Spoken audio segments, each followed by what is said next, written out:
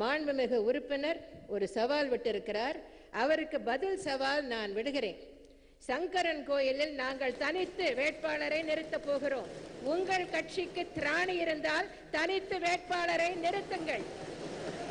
பேருந்து கட்டணத்தை உயர்த்திய பிறகு, பால் விலையை உயர்த்திய பிறகு, சங்கரன் கோயில் சட்டமன்ற தொகுதி இடைத்தேர்தலில் தனித்து நின்று மகத்தான வெற்றியை நாங்கள் அடைவோம். அதை நீங்கள் பார்க்கத்தான் போகிறீர்கள். உங்களால் முடியுமா என்பதை யோசித்துவிட்டு பேசுங்கள். பேரவைத் தலைவர் அவர்களே,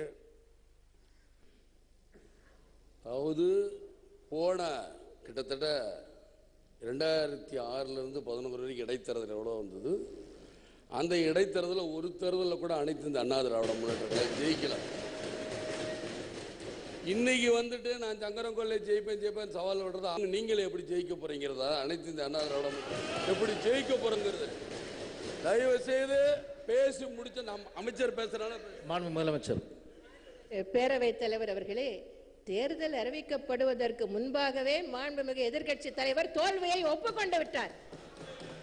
மாண்புமிகு எதிர்க்கட்சி தலைவர், நாங்க தோல்வியை ஒப்புத்துக்கல, கேட்டதுக்கு மட்டும்தான் பதில்.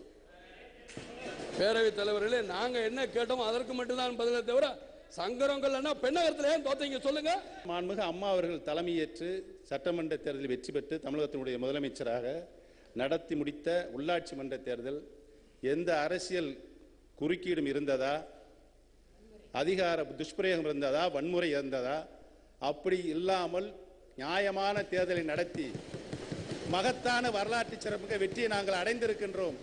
பேரவைத் தலைவர் அவர்களே, நிதியமைச்சர் சொன்னபடி சொன்னார், உள்ளாட்சி தேர்தலில் இதுவரைக்கும் ஏதாவது வன்முறை நடந்ததா இல்லை ஏதாவது நடந்ததானா பத்திரிகைகளை போடலைன்னா நான் என்ன தொகுதிக்கு போகும்பொழுது என்னை வந்து சேர்ந்தவங்களும் சரி மற்றவங்களும் எப்படி நடக்கப்பட்டது. இதுக்கு குறிப்பு இல்லை இதற்கு எதுவும் சொல்லுங்கன்னா சொல்ல முடியாது. இப்போ திருட்டுத்தனமா ஓட்டு போட நீங்களும் தான் சொன்னீங்க. நீங்களும் தான் அந்த இதில் எலக்ட்ரானிக்கல் சொல்லி முடிச்சிடுறேன், அப்புறம் நீங்க பேசுங்க. எலக்ட்ரானிக்கல் ஓட்டுல தவறு எல்லாரும் தான் கோர்ட்டுக்கு போனோம்.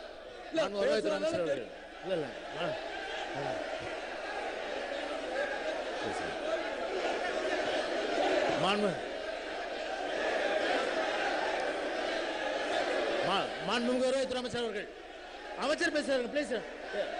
அது மரபல்ல. அமைச்சர் எழுந்திருக்கும் போது அவர் கொடுத்துரு, அப்புறம் வாய்ப்பு தராங்க. பிளீஸ் இடம். மாண்புமிகு வருவாய்த்துறை அமைச்சர் பிளீஸ் இடம்.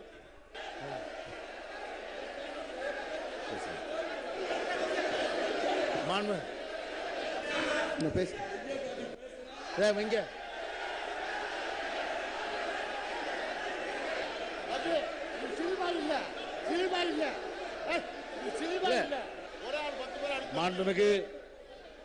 மாண்புமிகு எதிர்க்கட்சி தலைவர் அவர்கள் கையை உயர்த்தி பேசுவது தவறு.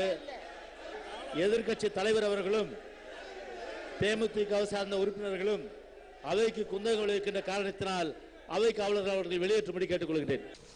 இன்று எதிர்க்கட்சி தலைவர் நடந்து கொண்ட விதம், அவர் பேசிய அருவருக்கத்தக்க கீழ்த்தரமான பேச்சுகள், இவற்றையெல்லாம் இங்கேயே அமர்ந்து நான் பார்த்து கொண்டிருந்தேன். அனைவரும் பார்த்தார்கள், அனைவரும் கவனித்தார்கள்.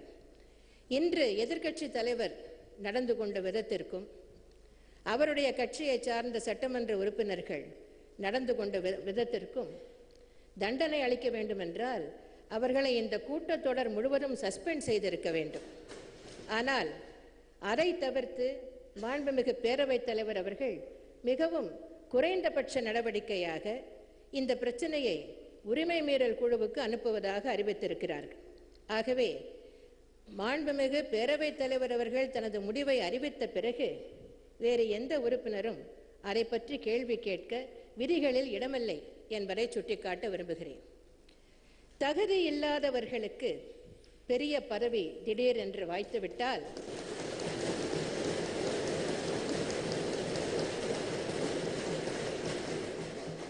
அவர்கள் எப்படி நடந்து கொள்வார்கள் என்பதற்கு எடுத்துக்காட்டாக இன்று எதிர்க்கட்சி தலைவரின் நடவடிக்கைகள் அமைந்திருந்தன. தேமுதிகவின் அதிர்ஷ்டம், எங்களுடன் அவர்கள் கூட்டணி சேர்ந்தார்கள். அதனால்தான் அவர்களுக்கு 41 இடங்கள் ஒதுக்கப்பட்டன. அதனால்தான் இத்தனை சட்டமன்ற உறுப்பினர்கள் இன்று இந்த அவையில் வந்து தேமுதிகவின் சார்பில் அமர்ந்திருக்கிறார்கள். இந்த கூட்டணியில் எனக்கு சிறிதும் விருப்பமில்லை என்பதை இந்த நேரத்தில் நான் பதிவு செய்ய விரும்புகிறேன். என்னுடைய கட்சிக்காரர்களை திருப்தி செய்வதற்காகத்தான் இந்த கூட்டணிக்கு நான் சம்மதித்தேன். இந்த கூட்டணி அமையாவிட்டாலும் அனைத்து இந்திய அண்ணா திராவிட முன்னேற்ற கழகத்திற்கு எந்த பாதிப்பும் ஏற்பட்டிருக்காது. அனைத்து இந்திய அண்ணா திராவிட முன்னேற்ற கழகத்தோடு தேமுதிக சேராவிட்டாலும் கூட்டணியில் இணையாவிட்டாலும் என்ன முடிவை பெற்றோமோ, என்ன முடிவுகளை சாதித்து காட்டினோமோ அதைவிட அதிகமாக கூடுதல் இடங்கள் கிடைத்திருக்கும். தேமுதிகவுக்கு விட்டு கொடுத்த தொகுதிகளிலும் அனைத்து இந்திய அண்ணா திராவிட முன்னேற்ற கழகம் தான் வெற்றி பெற்றிருக்கும்.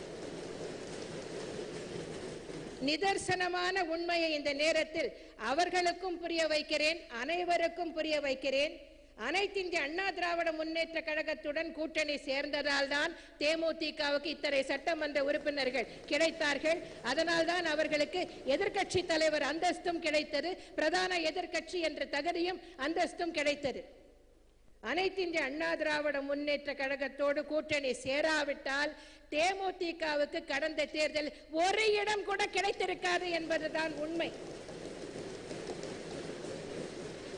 தகுதியற்றவர்களுக்கு ஒரு பெரிய பதவி கிடைத்தால் அதை அதில் எப்படி நடந்து கொள்ள வேண்டும் என்பது கூட புரியாமல் மிகவும் அருவருக்கத்தக்க வகையில் நடந்து கொண்டிருப்பதை பார்க்கும்போது இவர்களுடன் கூட்டணி சேர்ந்து அனைத்து இந்திய அண்ணா திராவிட முன்னேற்ற கழகம் தேர்தலை சந்தித்ததே என்று நினைக்கும் போது நான் வருத்தப்படுகிறேன். உள்ளபடியே அதற்காக வருத்தப்படுகிறேன், வெட்கப்படுகிறேன்.